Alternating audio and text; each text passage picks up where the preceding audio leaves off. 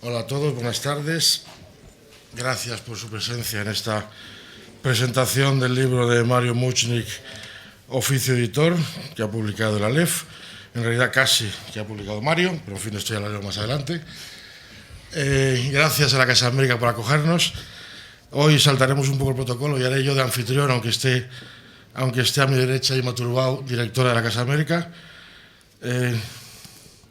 Dos palabras para hablar de Mario, aunque espero que Ima le haga hablar mucho más de lo que yo lo conseguiría.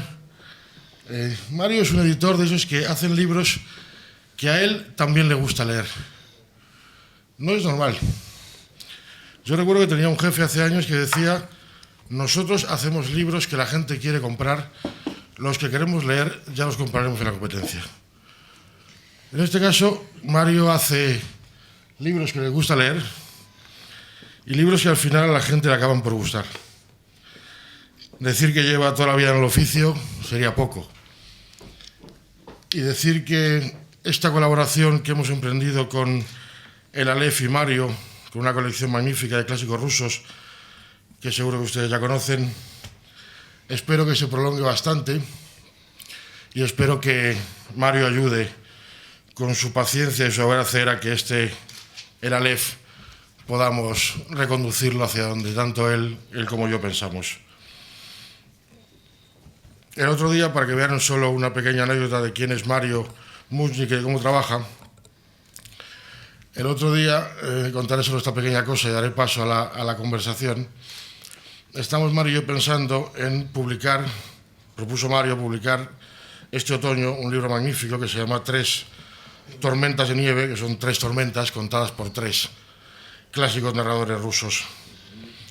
Y el libro es pequeño y el libro requería un pequeño prólogo introductorio. Y hablamos Mario y yo y pensamos un par de nombres. Yo le sugerí un nombre y Mario me dijo: yo no le conozco, pero si tú crees que es bueno, adelante. Entonces yo le dije: no, Mario, esto es entre los dos. Me dijo: no, yo tengo confianza en ti. Bueno, para alguien que lleva en el oficio mucho menos tiempo que Mario, fue una prueba de confianza. Yo espero que siga siendo así y que Mario y yo tengamos esa larga y fructífera colaboración. Inma, te lo dejo en suerte, en esta tarde calurosa. Te lo dejo ahí en el 7, para que puedas lidiar como quieras con el maestro Muchnik. Mario, gracias por colaborar con el Aleph y gracias por tu generosidad conmigo. Muchas gracias.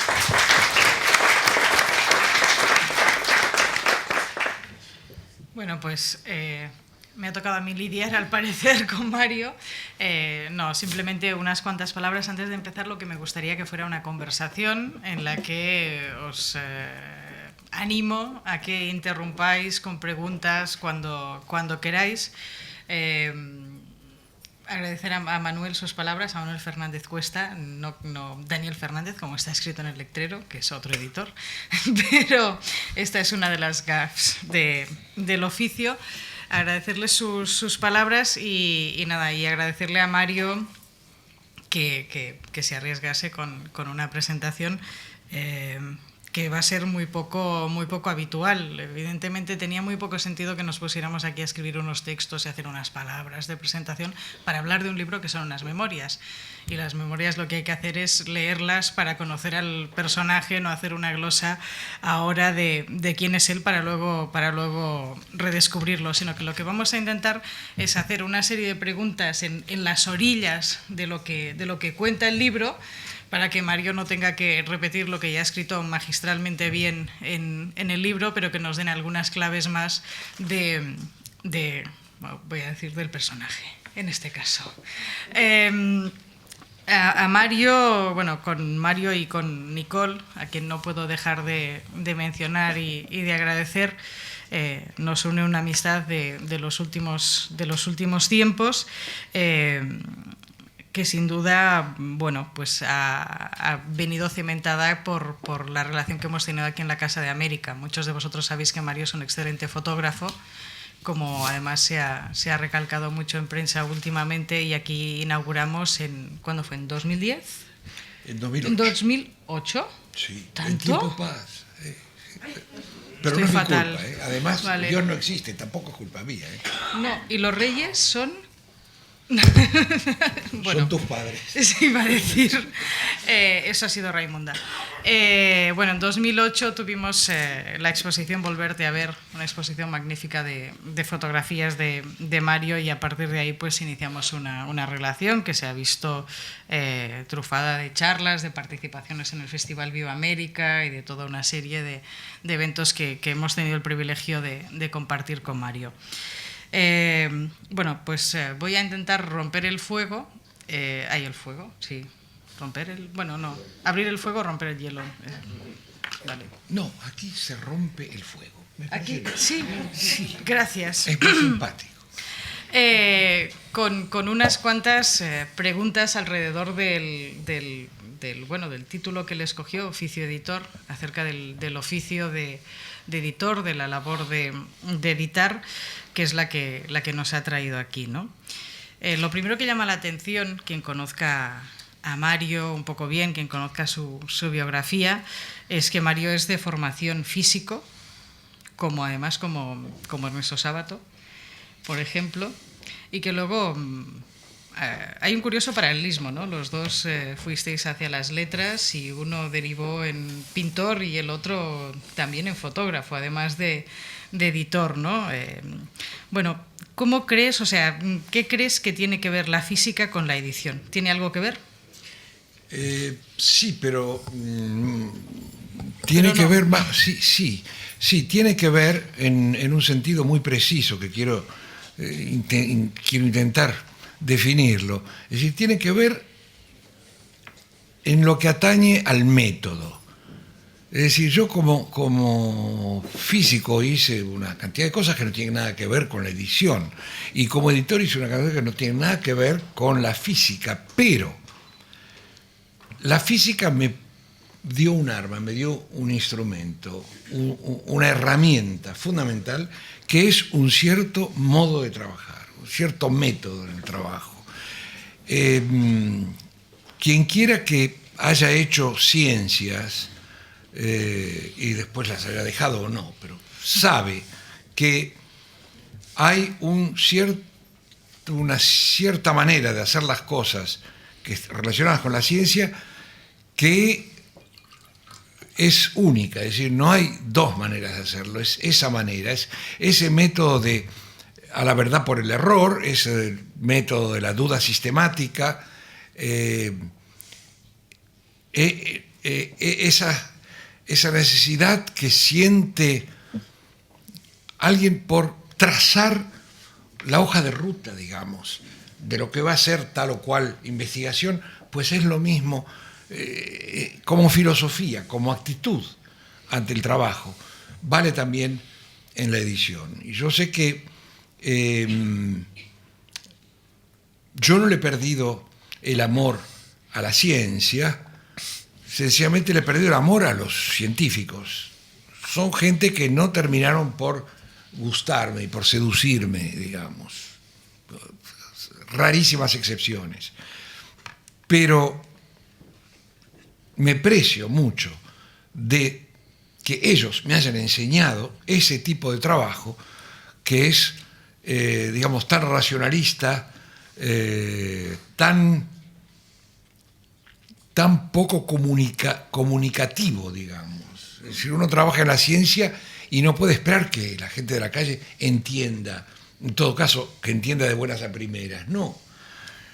Lo que es interesante es que, tratándose de un libro, yo tengo esa misma actitud y me ha tocado muchas veces, debo decir, editar un libro habiéndome trazado del libro una hoja de ruta y cumpliendo eso con las modificaciones que sobrevienen en el camino hasta llegar a la publicación del libro y su inevitable falta de éxito. No, seguro que no. Te iba a preguntar en otro orden de cosas, pero ya voy a empezar a saltarme el orden, que tú has publicado, y esto me lo había sugerido Ana María de Literatura de aquí, hablando de esa presentación de esta tarde, muchísimos manuales precisamente de estilo y de metodología. Sí. Con muchísimo éxito, porque son temas que te han interesado y a los que te has dedicado, ¿no? Sí. ¿Tú crees que se está editando mejor hoy en día, específicamente en términos de metodología y estilo? No, peor. Se está editando bastante peor que hace 20 años, por ejemplo. ¿En qué sentido? Hombre, los libros que se hacen, uno mira un libro, le gusta, es simpático, está bien resuelto, las páginas bien cortadas, la altura de la caja es la misma en cada página. Este es nuestro, ¿eh? Verbigras. Veía a Manuel empequeñecerse, ¿no? Y resulta que lo que esconde esa cubierta de caramelo, esconde amarguras que mejor sería que no estuvieran. Erratas, malas traducciones.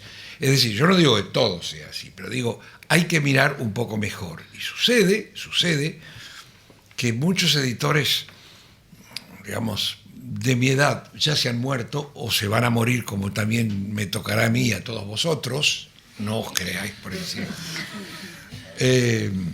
Y lo que pasa es que son sustituidos por gente que no tiene dos cosas esenciales. Uno es el oficio, el saber cómo, y lo otro es el saber hacer, digamos, el saber hacer. Y estas cosas, algunos las tienen, y es extraño que esa sea la gente que menos trabajo consigue hoy día. Hoy día, quien se le confía una editorial a un contable, por ejemplo. Y yo no desprecio el trabajo del contable, es crucial, es fundamental el trabajo del contable. Pero no es el trabajo del contable lo que hace una bella cubierta, y tampoco es el trabajo del contable lo que hace que un texto esté listo para la imprenta. Y entonces hay muchas editoriales, están surgiendo ahora como hongos, pequeñas editoriales, con bonitos nombres, las mejores intenciones del mundo, pero más frecuentemente de lo que sería deseable, son pequeñas editoriales a las que les falta un editor. Sí, sobre las pequeñas editoriales también había pensado preguntarte, aunque casi has respondido, porque realmente han proliferado en los últimos años editores que aparentemente son editores muy vocacionales, editores independientes, editoriales muy pequeñas, que bueno, no solo publican autores del este desconocido, pero en gran parte, y que tienen al menos cierto peso en los medios, ¿no? O entre una cierta generación de jóvenes autores también, ¿no? Veo que les tienes poca fe, ¿eh? Sí, porque es siempre la misma cantilena. Es decir, hay que gustar mucho del trabajo de corregir, de leer las pruebas y releer las pruebas y ver segundas pruebas. Si se hace falta ver terceras pruebas, la edición de Guerra y Paz que yo hice tiene 6 correcciones de pruebas. Eso no hay cuerpo que lo aguante. No hay cuerpo que lo aguante, salvo el del verdadero editor. El verdadero editor hace eso. Y entonces es donde viene el contable, con toda la razón del mundo, y le dice: hijo mío, este libro ya nos está costando demasiado tiempo, es hora de que lo saquemos. Y el buen editor es el tío que está preparado para eso, hace un amago de no entregarle el libro y después se lo da. Y dice: bueno, la perfección no existe. Perfecto. Acabo de descubrir que el proceso del editor es muy similar al proceso del escritor, ¿no? Que también retiene el libro hasta que ya casi que han pasado 3 fechas límite de entrega. Ya. También, antes hablabas del saber hacer y del oficio, y hay algo que en cierto modo corre a lo largo de toda la novela, creo yo, o me ha escapado sin ser mencionado explícitamente, ¿no? Que es lo que se diría, usando un cliché, el olfato. Pero que me parece que es una de las, no sé qué porcentaje, o sea, cifras tú de tu éxito o de tu trayectoria como editor a algo tan etéreo?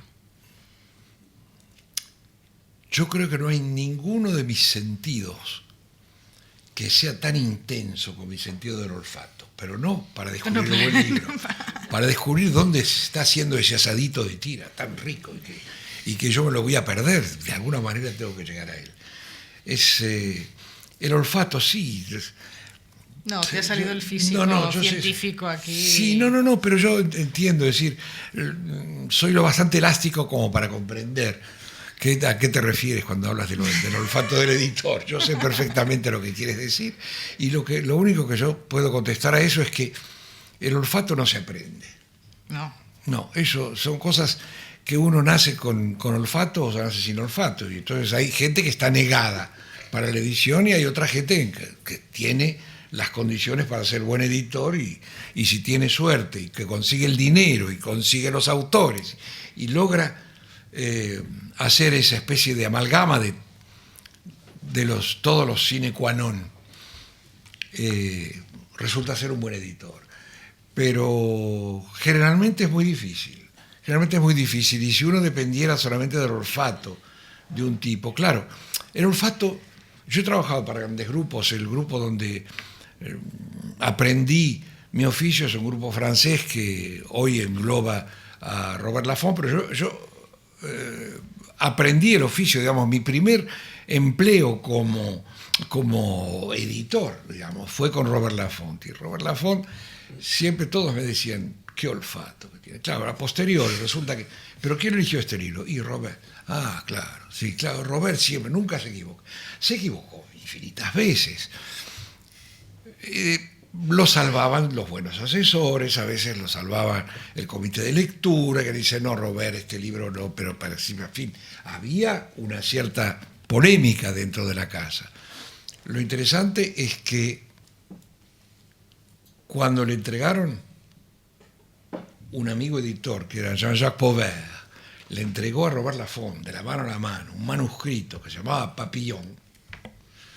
Robert Laffont dijo, esto lo vamos a hacer, y lo vamos a hacer de la manera siguiente, y trazó una hoja de ruta, y eso siguió al pie de la letra exactamente lo que Laffont dijo en esa primera reunión con Pauvert. Claro que Laffont dijo, yo se lo tengo que dar a leer, lo voy a leer yo, pero se lo voy a dar a leer también a algunos asesores, se lo dio a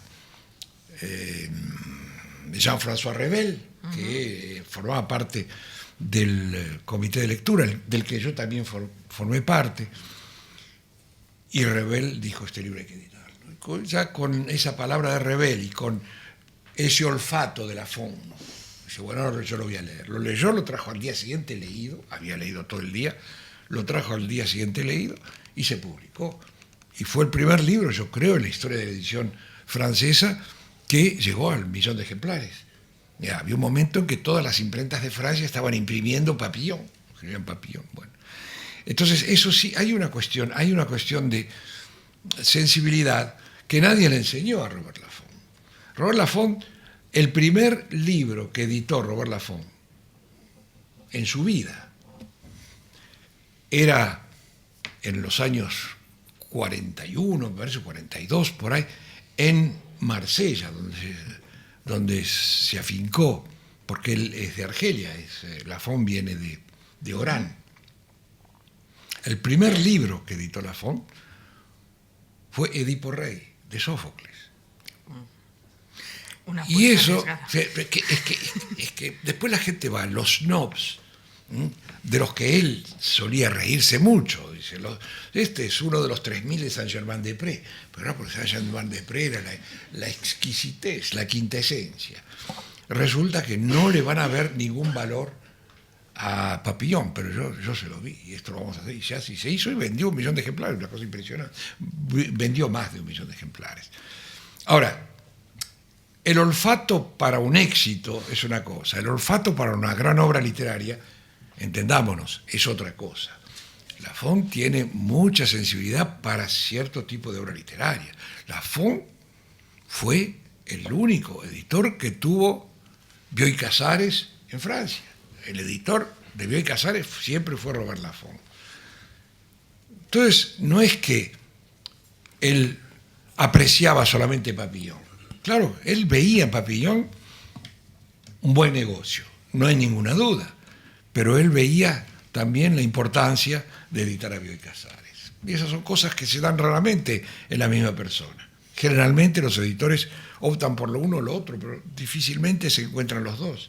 Es un buen, realmente es el mejor sistema, ¿no? Que los que venden más puedan mantener a los que venden menos, ¿no? Ya. Independientemente de la calidad. Ya. Creo que luego esto amerita una parte para que hablemos con Manuel Fernández Cuesta de cómo es ser editor de Mario Muchnik, pero lo dejaremos, yo creo, para otro día. Hablando de tus inicios con Lafon, y luego ya regresaste no viniste a España. Empezaste una ruta que los que lean el libro conocerán procelosa de cambios de editorial y de mantener siempre o intentar siempre mantener editorial propia y tener un sello con el nombre en el que editar aquello que él creía que tenía que ser editado, yo creo, o al menos lo que sí creías que tenía que ser editado, pudieras editarlo o no. No siempre me imagino que claro. uno... ¿Cuál es el libro que te sabe peor no haber podido editar? Eso, la mayor parte. Sí, quedaron muchos. Claro. Es decir, uno siempre... es como si me preguntaras ante una mesa llena de manjares, ¿cuál es el que te falta en esta mesa? Y claro, me tengo que poner a pensar... Yo qué sé, a mí me habría gustado mucho ser el editor de 100 años de soledad. Sí. Sí, a mí me gustó. Es un libro que yo considero muy, muy bueno y que además, digamos, de alguna manera está en la horma de lo que yo me gusta hacer. Ese tipo de literatura a mí me divierte mucho, lo paso muy bien y además... La relectura de ese libro, al cabo de muchos años lo releí, hace ya ahora otra vez muchos años, es que yo soy infinitamente viejo. No. Entonces yo ya tengo para haber leído por segunda vez 100 años de soledad y ya estoy pensando en releerlo, porque ya es hora, han pasado años. Ya no te acuerdas. Pero yo sí. No, justamente no me acuerdo de todas las cosas que voy descubriendo en las lecturas sucesivas. Eso me pasó, sí. Guerra y Paz, que salió en el 2003, es un libro que yo leí 7 veces, es decir, 2 veces lo leí porque yo era el editor, entonces leí ese libro. Pero ya lo llevaba leído 5 veces desde los 14 años que empecé a leer Guerra y Paz, y lo releí en distintas lenguas, en distintas coordenadas geográficas y demás. ¿Y de los que sí editaste? ¿Cuál sería tu libro? Mi libro preferido, Guerra y Paz, indudablemente. ¿No? Sí, eso estaba pensando ahora que lo estabas diciendo. Categóricamente, vamos a ver, yo lo encaré ese libro desde el principio. Yo dije, una mañana yo me levantaba... 6 correcciones. Este libro yo lo voy a editar. Ahora, ¿cómo? No sé. Y bueno, como se dice, digamos... Es una manera de expresar las cosas que no es muy exacta, pero es... me busqué la vida para editar este libro y lo logré, y para mí es una enorme... yo no sé cómo llamarlo, pero digamos... estoy tentado de llamarlo el canto del cisne, pero ni yo soy un cisne ni sé cantar, de manera que no es el canto del cisne, pero en todo caso es el croar de la última rana. No.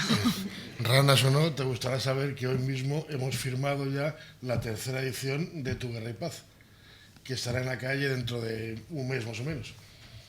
Y yo todavía no vi un duro. Estos editores... No, es que hay 2 cosas que... Voy a preguntarle a Mario, que hay 2 cosas que los editores siempre... En fin, tradicionalmente, vamos, yo lo aprendí cuando empecé en esto. Mentimos todo el rato sobre las cifras y sobre el dinero, porque es normal, ¿no? Si no, no tenía gracia. Mario, ¿tú también eres de los editores que has mentido siempre o no? No, yo nunca mentí porque yo nunca dije. A mí, por omisión también hay pecado. Los autores me preguntaban, oye, ¿qué tal va mi libro? Yo decía, fatal, ¿qué quieres que te diga? ¿Quieres saber números? Me llamaba Marcelo Cohen desde Barcelona. Pero, ¿me puedes decir algo más o menos? Mira, Marcelo, te lo digo porque me insistes. Iba a buscar el estadillo y encontraba, se han vendido 423 ejemplares. Entonces había un silencio y después Marcelo decía, dime una cosa, ¿tú aceptas autores que se hayan abierto las venas? Y yo le decía, por supuesto, si quieres te doy una mano. Nos las abrimos mutuamente. Es así, es decir, es muy... Vamos a ver. Yo considero que un libro que se vende poco no es ningún juicio de valor. Uh-huh. Es un juicio de, o que el editor, porque el editor se equivoca, vamos a ver, el editor se puede equivocar, los libreros se pueden equivocar, los vendedores se pueden equivocar, el autor se puede equivocar, el autor puede creer que él ha escrito un libro para las masas y resulta que ha escrito un libro para una pequeña minoría. El editor francés de Samuel Beckett, Jérôme Landon, me dijo a mí en su despacho que él nunca había vendido más de 800 ejemplares de una obra de Beckett. Y digo, ¿y Beckett qué piensa de esto? Dice, no le importa porque él sabe que no tiene más lectores que esos.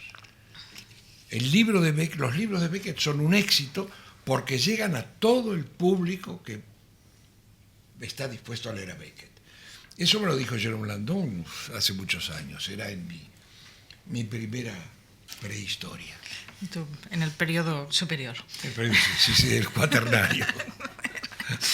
Bien por la especificidad. Ahora que hablabas de la amistad con Marcelo Cohen y con tantísimos autores míticos del boom y autores, Mario es el editor de Elias Canetti y lo era en el momento en el que le dieron el Nobel.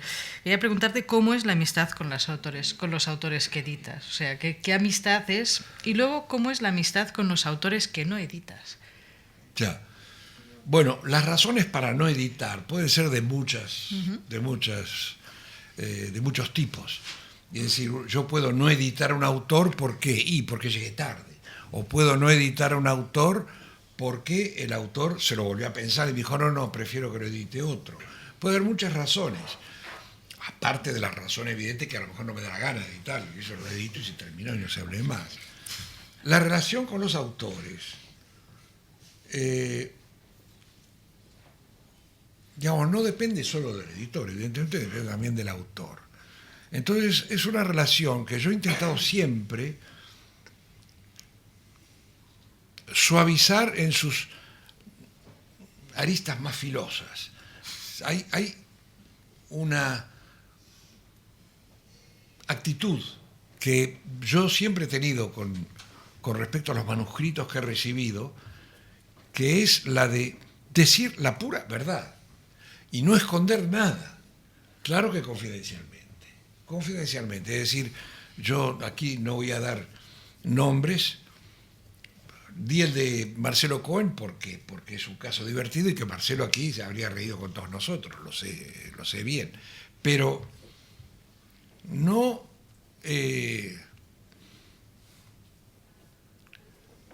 no puedo dar nombres como un médico no puede dar. Ahora, cuando el autor... Pero no des nombres, cuéntanos cómo es la relación. Entonces, si viene un autor y se sienta al otro lado, tenemos la mesa de trabajo por encima, hay manuscritos, cosas, la secretaria lo hace pasar, yo lo hago sentar, y me dice, le digo, soy todo oídos, dime, ¿qué me quieres decir? No, yo te traigo aquí un libro que con esto te vas a forrar, va a ser un libro, nos vamos a forrar los ¿Hay autores así? Hay autores. Y entonces mi respuesta invariable a estos casos es, mira, yo nunca jamás edité un libro porque había dinero en ello. Después resultó que había, pero no lo edité por eso. Nunca edité un libro por consideraciones sino literarias. Literarias quiero decir que hay muchos libros que son gran literatura, pero que a mí no me interesan. Yo lo siento mucho, es así, es decir, yo soy incapaz de leer la mayor parte de las cosas que se escriben, o porque las considero muy malas o porque supongo yo que son tan buenas que están por encima de mi entendimiento. Es decir, sí, pero eso, digamos, no, yo no tengo inconveniente en confesar, digamos, es que es seguramente una limitación. Pero esa limitación, tal como la digo aquí, se la digo al autor. El autor la recibe de mejor o de peor modo. El primer trabajo de editor que tuve fue con Robert Laffont, me dio para que editara un libro sobre la Mona Lisa, porque en esa época son esas cosas curiosas de la edición francesa. Robert Laffont editaba libros, pero de repente alguien le trajo la idea de que podía hacer juegos, cajas con un libro y juegos que en torno al libro. Bueno, en ese sentido le habría gustado a Laffont editar, por ejemplo, Rayuela. Seguramente se habría divertido. El hecho es que había un juego que venía con cartas, con dados, con fichas, con un cartón que se abría y se movían unos muñequitos y un libro sobre la Mona Lisa. Y era el juego de la Mona Lisa. Entonces, el autor me trajo a mí, Laffont, le dijo, vaya a verlo a Mario, y me entregó su manuscrito. Y yo, jovenzuelo, imberbe, no, ya tenía, no, bárbaro todavía no tenía, porque era, sí, en ese momento tenía bárbaro, porque era enseguida después de mayo del 68, todos teníamos bárbaro. Me da el manuscrito, bueno, yo, permítame, deme un par de días, me lo voy a leer y después, bueno, muy bien. En esos 2 días había esos lápices gordos que eran rojos de un lado y azules del otro. Sí. Los lápices de los editores, yo pensaba, estos son los lápices de los editores. Y entonces empecé a abarcar cosas, sí, a escribir en los márgenes y demás. A los 2 días lo llamo, que si quiere venir conversamos. El tipo viene, yo digo, mire, es muy interesante el libro, pero yo, por ejemplo, aquí usted dice, el doctor fulano de tal. No ponga el doctor de tal, ponga fulano también, para que tenga más autoridad, pongan el nombre, cosas de ese tipo, ¿no? Y él me escuchaba en respetuoso silencio. Cuando terminé, me ofreció una de sus mejores sonrisas, cogió ese manuscrito, me saludó y se fue. Y a la media hora suena mi teléfono y es Robert Laffont in person, que me llama para decir, horario, ¿qué hizo? No sé, usted me dijo que tenía que editar este libro. Sí, claro, pero yo le dije, usted no puede corregir. ¿Pero cómo le va a corregir al autor? Perdón, yo creía que mi trabajo era ese. Editar. No. La corrección del texto la pueden hacer solamente los correctores de pruebas, como usted sabe. Mire, venga a verme y hablamos. Entonces lo fui a ver y fue una risa. Él también se rió muchísimo de todo el asunto, porque yo le expliqué qué eran esas correcciones que yo pedía. Y estaba más bien de acuerdo conmigo. Pero me dijo, no lo vuelva a hacer. Esto es privilegio de los correctores de pruebas y en todo caso es privilegio mío. Yo puedo hablar con el autor para decirle si queremos que la casa quiere que usted cambie algo. Le digo, muy bien, desde ese momento yo me atuve a ese modus vivendi. ¿Y qué hacías? No me vas a creer. Leía manuscritos, pero él entonces era la época en que ya entonces me confió varias colecciones, que yo aparecía como director. Una era una colección de los libros científicos que publicaba Time Life, porque en esa época él tenía una relación con Time Life que había puesto capital en Robert Laffont. Y entonces había unos libros que eran divulgación científica, y yo le dije que había encontrado algunos yo, porque al caso que yo era físico y que podía pronunciarme, había algunos que tenían errores evidentes. Bueno, se quedaron muy impresionados los de Laffont, me mandaron a Hamburgo, donde había una reunión de los varios coeditores esa semana, y yo expuse lo mío, y un tipo se levantó, dime, la figura tal, sí, un momento, que no siga nada. Y se fue un teléfono y volvió diciendo, la central dice que tiene razón el señor Bullrich. Y entonces yo tenía razón. Cambiaron todos los que tenían ese libro en producción, tuvieron que frenar, cambiar un pliego.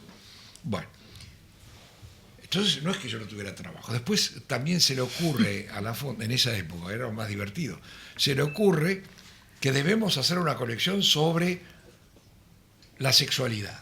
Pero no una colección de libros porno, que eso habría sido realmente divertido. Eso tendría cosas para contar.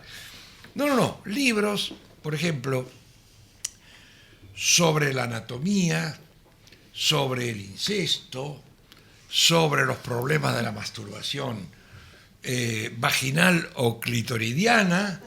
Y yo decía, con este desparpajo, como lo estoy diciendo así, en la reunión del comité de lectura de afuera, eran 30 personas, había señoras que se llamaban la señora tal de tal, es decir, con partículas de... Propiedad de... Y no estaban preparados. Yo venía de la calle, yo venía de mayo del 68, y entonces esto es el pan comido, que si esto ya digamos, la revolución sexual ya había tenido lugar en la medida que fue una revolución sexual. Pero lo que no había pasado para nada por la cabeza de la gente, o la mayor parte de los que estaban ahí, claro, se oían risitas incómodas entre los componentes del comité de lectura. ¿Cuántos títulos fueron? Creo que editamos algo así como unos 20 títulos. Sí, no, pero había sobre todo lo que te puedas imaginar. Sobre el sexo se puede escribir, pero se van a hacer colecciones, bueno, bibliotecas enteras. Veo ahí un filón un poco explotado. En todo caso, quiero decirte que...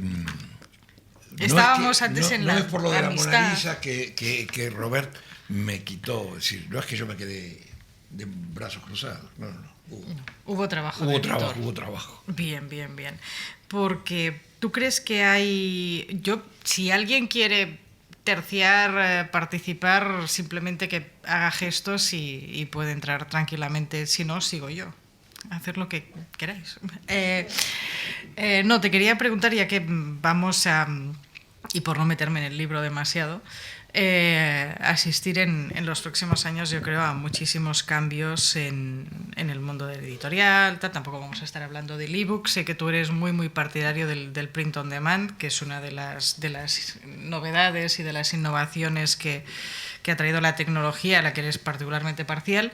Y también te quería preguntar, o sea, no solo cómo lo ves un poco por encima, sino si tú crees que puede existir literatura sin editores. Eso es el libro de Schifrin. Literatura sin editores. Yo creo que literatura sin editores sí, porque un autor que tiene las convicciones profundas de los grandes autores, de los grandes que han tenido los clásicos y hoy día, digamos, los clásicos contemporáneos, digamos, no se arredra por el hecho de que no le editen una novela o que no haya un editor. Él escribe lo suyo. Después hay que ver si tienen la interesa de defender eso ante el editor. Porque hay autores que, usted quiere que cambie, sí le cambio, es que no le gusta cómo termina, yo cambio el final, mire, mañana le traigo el final. Eso no es buena literatura tampoco. Pero, digamos, lo que no puede existir son buenas ediciones sin editores. No. Eso no es posible. Editar es una cosa muy particular, es como decir si yo creo que puede haber un buen dentista que no sea dentista. Es muy difícil. Generalmente era en la época de los indios pieles rojas, el indio sacaba un ladrillo, le daba en la cabeza y que el tío se quejaba del dolor de cabeza y le arrancaba la muela. Es un método muy eficaz en estos casos. ¿Sí? Claro, puede haber el equivalente en el mundo editorial, pero en general no lo hay. El proceso es más lento, es tal vez más doloroso, el sufrimiento a veces se alarga y es culpa de uno o culpa de otro. Sí, no, más que nada porque lo que ha surgido en Internet por el momento al menos son las editoriales online, son básicamente las tradicionales casas de autoedición, sí, que simplemente permiten que uno suba texto cualquiera y cualquier otro se lo pueda bajar y se lo pueda leer, ¿no? Pero ahí no hay ninguna intervención, ni edición, ni corrección, ¿no? En la inmensa mayoría de los casos. No, claro. A menos que yo conozca. Sí se puede pagar una corrección profesional, pero es una parte que la mayor parte no considera necesaria, con lo cual no la hace nadie, ¿no? Y por ahí va un poco.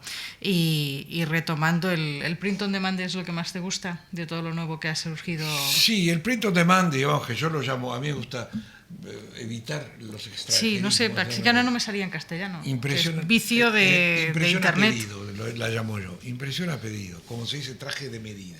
Y esto es una impresión a pedido. A pedido. A pedido. ¿La ha pedido? Ya. Así la llamo yo. ¿Pero la usas? ¿La has usado? No. ¿No la has usado? Todavía no. Sí, vamos a ver. Sí. Corrijo, lo he usado una vez. Lo he usado una vez que es para un libro mío. Porque, ¿qué pasa? Lo que todavía no está resuelto, y por eso a mí me da un poco de miedo meterme, es el asunto de los derechos. Es decir, cómo lidiar con los derechohabientes cuando uno hace una tirada de 150 ejemplares solamente. Entonces, claro, el derechohabiente se considera, claro, no se le puede dar la misma cantidad que se le da si uno tira 3.000 ejemplares. El asunto de los anticipos sobre derechos es un asunto bastante complicado y está todavía bastante confuso, porque... Bueno, van a fondo perdido, ¿no? Prácticamente. ¿Perdona? Van a fondo perdido prácticamente. Claro, es que si lo que pasa es eso, que la impresión a pedido funciona, en mi opinión, funciona particularmente para clásicos, que no están vivos los pobres, o para cuando no hay problema de autor. Uh-huh. Entonces uno hace 200 ejemplares de un libro y si se venden rápido, pues a lo mejor le viene acá, momento, hay que ver, vamos a hacer ahora 300. Y si le funciona nuevamente, no, ahora vamos a hacer 3.000. Porque entonces ahora ya tenemos un test. Hemos puesto a prueba, con perdón de la horrible palabra, el producto ante, y perdón por esta segunda horrible palabra, ante su mercado, y el resultado es alentador. Bueno, entonces vamos a imprimir 3.000 ahora, y a lo mejor después resulta que ese libro se dispara, yo qué sé, puede suceder. Yo sé que yo lo he hecho porque por el momento no hay siquiera formularios que lo digan claramente. Es decir, hay cláusulas en los formularios, en los contratos que se hacen en general hoy día, que contemplan la eventualidad de ediciones electrónicas. Contemplan esa eventualidad. Yo no sé cómo está resuelto el problema de derechos. La verdad es que no lo sé cómo se ha resuelto, lo ignoro. Debe haber alguna fórmula que prevalece en algunos lugares o en otros lugares otro tipo de fórmula y demás. Lo que sí sé es que yo no quise probar con cualquier libro, lo probé con un libro mío. Por si acaso. Por si acaso. Yo, que me debo a mí mismo una fortuna, porque nunca me pagué derechos de autor, cogí uno de mis libros y hice una edición de solamente, creo que eran 380 ejemplares, una cosa así, no recuerdo bien, por el número de páginas, los pliegos, estas cosas, convenía hacer más de 400 no hay que hacer en tiradas ya vale. O sea, ya a partir de ahí el offset clásico, pero si no... Y no se movieron mucho los libros, no se movieron. Es que yo había llegado ya, había agotado un par o 3 ediciones de este libro y entonces ya no había. Pero yo quise probar cómo es hacer un libro a pedido. Y entonces conozco un poco los entresijos, conozco un poco cuáles son las dificultades técnicas que se plantean, cuáles son los problemas contables que plantea porque una cosa, como yo trabajo solo, soy una empresa unipersonal, claro, no puedo reclamarme. No sé si Nicole a mí estará mismo. de acuerdo. Nicole siempre trabajó conmigo, pero para este libro en particular no metió la nariz. O sea, ahí fui yo solo. Lo hice sin su permiso. Mario, una pregunta.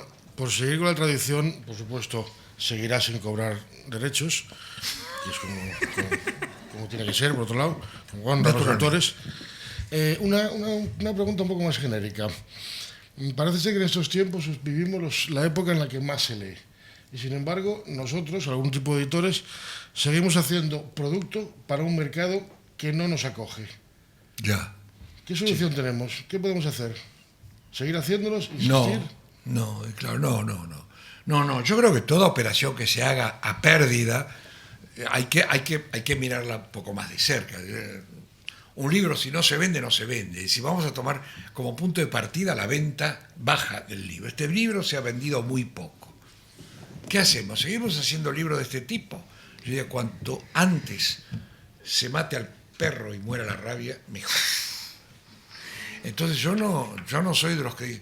Otra cosa, vamos a ver, esto refiriéndome a las ediciones estas de tiradas bajas, o sea, impresión a pedido.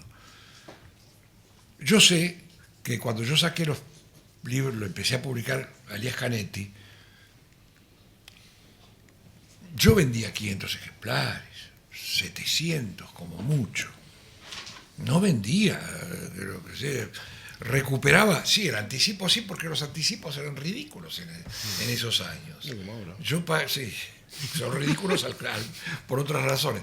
Yo por Canetti yo pagaba $150 por el derecho de editar, los derechos de edición de el otro proceso de Kafka. El Masa y Poder yo pagué creo que en total $500 de anticipo, se calculaba en dólares en aquella época. Bueno, moneda cavernícola sí la hay.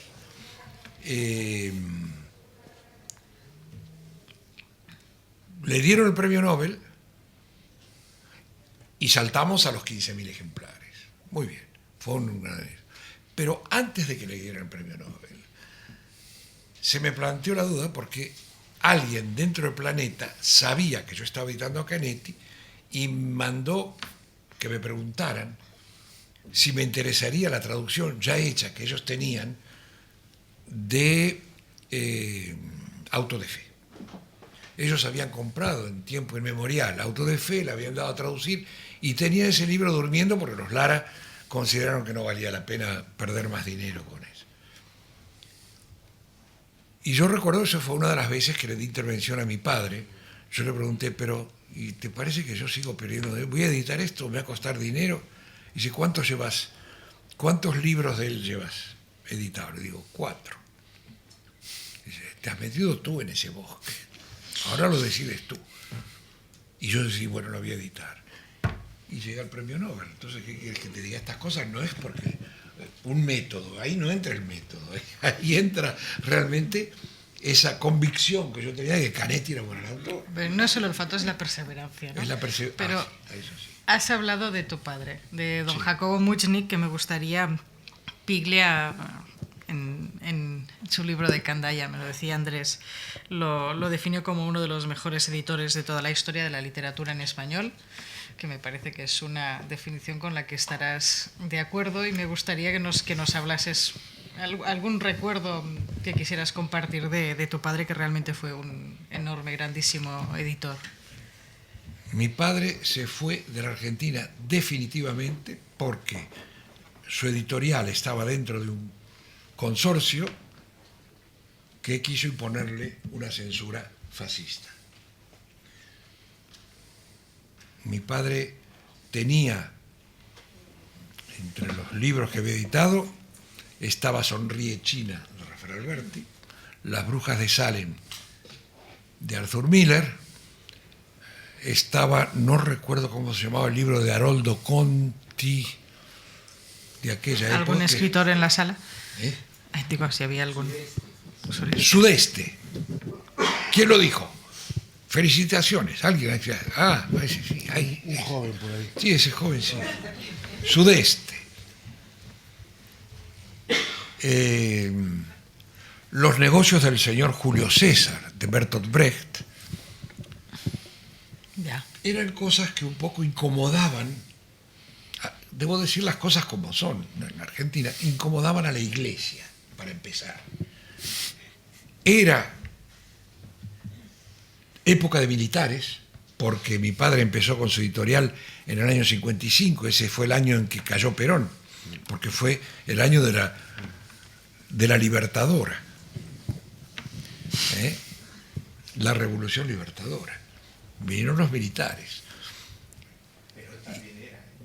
¿Qué? Perón, claro, ya, pero vinieron los militares. Hay que perdonarle porque él es un extranjero para los argentinos, no sabe que los militares son los que hicieron esa revolución, querido Marco.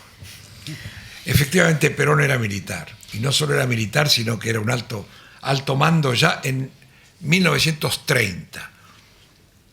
El general Uriburu fue y cerró con cerrojo el Congreso Nacional, y quien lo acompañaba en el coche esa formalidad del coche negro de lujo, etcétera, etcétera, debía ser un hispano-suiza, era el que en ese momento no era todavía coronel, pero era Juan Domingo Perón. Acompañó al general Uriburu a echar cerrojo al Congreso. Bueno, el hecho es que mi padre lo que hizo es hacer las maletas, pidió al consorcio que era propietario de la editorial y que se había hecho iniciativa del consorcio en cuestión, pidió si tenían la posibilidad, digamos, de darle algún tipo de monumento para vivir los primeros tiempos, que él ya se buscaría la vida, y se buscó la vida y se la ganó muy bien, por cierto. Debo decir, efectivamente lo que hizo la Fabril Financiera, que era el consorcio en cuestión, lo que hizo fue pedirle que fuera a la Feria de Frankfurt. Pero mi padre era como pedirle si quería comer bien ese día. Claro, fantástico. Iba a la Feria de Frankfurt. Y me acuerdo que fue entonces, yo todavía en aquella época era físico, y él me invitó que lo acompañara en el año 59.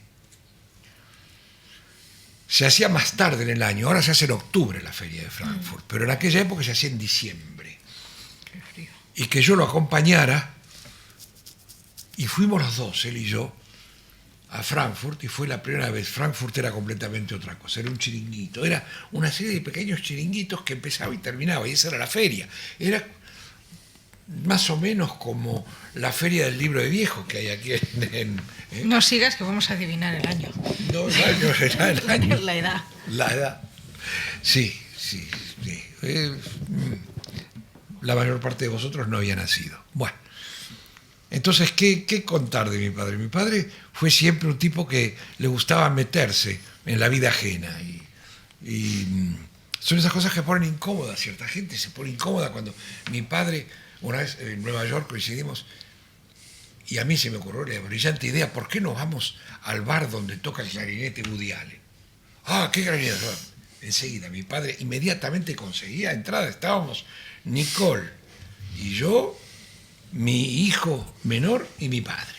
Los cuatro. Entradas para 4 para Woody Allen. Y yo creo que está el hijo del medio también. Woody Allen fue desopilante, porque le pasan cosas a Woody Allen que solo le pueden pasar a Woody Allen en una película de Woody Allen. El pico del clarinete se le cae, y de repente está Woody Allen a gatas buscando en el suelo entre las piernas de la señora, y hasta que encontró la lengüeta esa del clarinete. Bueno, lo escuchábamos, aplausos, y ya vamos hacia la salida cuando mi padre dice: un momento. Y va hacia el escenario. Y vemos todos que le tiende la mano y que Woody Allen le da la mano y que se dicen cosas. Y después viene mi padre y están mis hijos, que están absolutamente con los ojos como un Bugatti, ya sabes. ¿Qué? ¿Pero cómo? Y entonces yo ya en la acera le digo: ¿qué le dijiste? Que me ayudara a hacer un buen papel ante mis nietos. Y Woody Allen le estrechó la mano. Claro, y eso es una él era bueno. Yo aprendí muchas cosas de él, entre otras también esto intento, pero no. Él tenía un verdadero talento para este tipo de cosas, meterse y meterse donde no debía.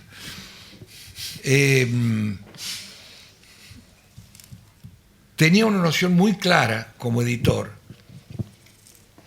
de que una editorial no puede vivir solamente de los buenos libros. Que una editorial tiene de los buenos libros de alta literatura. Me refiero a Arthur Miller y los que mencioné. Entonces se inventó una cosa que era el Club del Misterio. Y entonces publicaba novela policíaca. Y publicaba uno por mes. Empezó con eso, publicando uno por mes. Pero además tenía ya en ese momento, y la revista ya llevaba varios años, una revista de cocina para las amas de casa, con colaboraciones, por ejemplo, de María Teresa León, quiero decir, así esas cosas. Y se le ocurrió, a través de la revista, promocionar una colección de libros de cocina, y sacaba 2 por mes. Entonces, en ese primer año salieron 4 libros de literatura, 12 libros de policíaca y 24 libros de cocina. Y eso era un proyecto, como tenía fondos prácticamente ilimitados, porque este consorcio en cuestión se había enamorado de mi padre, yo qué sé, les gustaba a mi padre, les divertía, yo no sé, algo había, y pusieron el dinero para que pudiera hacer eso. Y lo hizo durante 4 años. Él en 4 años publicó 500 libros, 500 títulos, una cosa así, una cosa inverosímil. Yo tengo todavía los catálogos de entonces. Hizo las cosas como tal vez haya sido el último sueño romántico en la edición. Aunque yo debo decir, yo soy un buen reflejo también, porque yo también me hice editor en la época en que la edición romántica era posible. ¿Ya no? Yo creo que ya no. Mira, para ser sincero, yo creo que ya no es posible. Yo creo que la edición ahora es... ¿A quién le decía yo el otro día? A alguien le estaba contando. La edición, hoy día, los editores deberían llevar esas batas verde claro de los cirujanos. Le ha roto el corazón a Manuel, le ha puesto una cara como de... No, pero yo no me refiero a él como editor. No. El editor es tu jefe. Él es la excepción. No, está muy cerca de parecerse a un hospital. Una editorial hoy día se parece cada vez más a un hospital, es la verdad. Pero no porque haya muertos o sangre, que también, aunque la sangre suele haberle en las esquinas del vecindario. El Raval, bueno, dejemos de hablar. No, pero ahora que hablabais de la edición, en cierto modo hay una justicia poética que no será tan poética ni tanta casualidad en que este libro haya salido en el Aleph, ¿no? Que era una editorial tuya. Bueno. Que es la transmutación octava después de... Claro, la gente esto a lo mejor lo ignora, pero viven tan felices, ¿para qué contarles? Pues cosas que... Preguntar del público, ¿no os animáis alguno? Sí, bien. Ahí. Bueno, yo quisiera hacer, y lo siento, una pequeña denuncia. No me parece muy correcto el que te compres un libro que se acaba de editar por primera vez, la primera edición, y luego resulta que llega la segunda corregida y aumentada. O sea, que añaden en la segunda edición elementos que en la primera edición no se han añadido. Entonces, ¿qué pasa? ¿Te obliga a comprar de nuevo el libro? No me parece... ¿Cómo se podría resolver ese tema? Gracias. Es una buena pregunta. Debo hacer una pequeña corrección. De la primera edición se vendieron varias impresiones. Es decir, el libro estaba afianzado en el mercado. Y había mucha gente del público, por así decir, que me pedían una edición puesta al día. Porque había una cantidad de cosas. Nunca me inspiró mucha confianza la Academia de la Lengua, pero había ciertas cosas que la Academia de la Lengua había señalado en esos años y que había que incorporar de alguna manera. Por ejemplo, y eso es una de las razones. Otra es que aparecían de pronto cosas... yo creo que usted se refiere concretamente a un libro que se llama Normas de Estilo. Cualquier novela, Ah, No, habla en no. general. Yo nunca he puesto, jamás he puesto en un libro una faja que diga edición corregida y aumentada, si no era una edición efectivamente corregida y aumentada. Y de eso, que yo sepa, tengo un solo libro que se llama Normas de Estilo, que salió, Que hay que actualizar. bueno, yo no me acuerdo con qué fecha tendrá ese libro, pero yo lo volví a editar yo mismo y llamé a este libro, lo llamé Nuevas Normas de Estilo, edición 2006, y con una faja que decía edición corregida y aumentada. Y eso creo que es de buena ley y creo que es decir las cosas como son. Pues ahí No. había... Sí, Sí, yo sí. quería pedirle una reflexión después de tantos años radicado en España acerca de qué diferencias percibe entre Madrid y Barcelona como centros editoriales, bueno, no solo en este momento, sino esa rivalidad, cómo ha evolucionado a lo largo del tiempo, ¿no? La pregunta que tenía. Yo debería ser como Mark Twain, que alguien le preguntó si yo pongo un cañón en lo alto de una colina de 400 metros inclinado a 45 grados con respecto al horizontal y uso pólvora de tal tipo y disparo una bala, ¿lograré dar el blanco a 1,5 kilómetros? Y Mark Twain era periodista, entonces se le escribía y él contestaba. Y ahí la respuesta fue muy breve, dijo, no lo sé. Y firmado Mark Twain. Y yo debería decir lo mismo. ¿Cómo está hoy la edición en Cataluña con respecto a la edición en Madrid y viceversa? Pues hombre, hubo una razón por la cual no podía ser de otra manera en los años del franquismo. Es decir, Madrid era la capital del franquismo, del fascismo, de la censura, todo pasaba en Madrid. Las violaciones, cuanto más sutiles e invisibles pudieran ser hechas, tenían más bien lugar en Barcelona. Eso es cierto, es verdad. Eso es verdad. Franco se murió. Ni siquiera se cayó de la cama, imagínate tú. Pero se murió. Y a partir de ese momento, muchas cosas empezaron a pasar en Madrid que pasaban ya antes en Barcelona y muchas otras que no habían pasado ni en Barcelona.